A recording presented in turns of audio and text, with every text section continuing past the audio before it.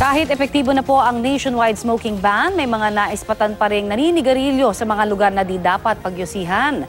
Babala po ng Department of Health, may karampatang parusa po ang sino mang mahuhuling lumalabag sa batas.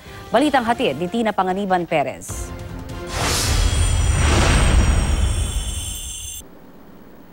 May mga naninigarilyo pa rin sa mga hindi designated smoking area kahit epektibo na ng Executive Order 26 para sa nationwide smoking ban.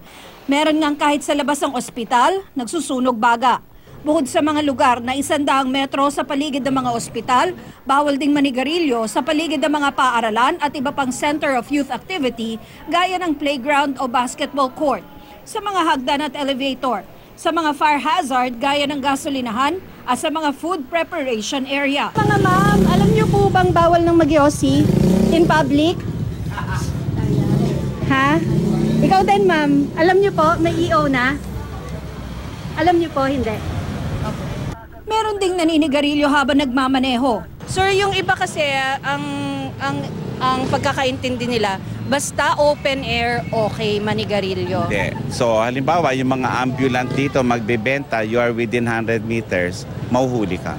Multang hindi bababa sa 500 piso at pagbawi sa permit to operate ng establishmento ang parusa sa mga lalabag.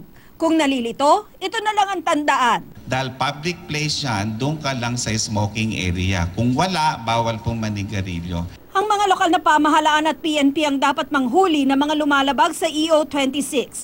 Pero pwede rin magsumbong ang sinuman sa hotline ng DOH. May mahigit 40 sumbong nang natanggap ang DOH, karamihan tungkol sa paninigarilyo sa public transport.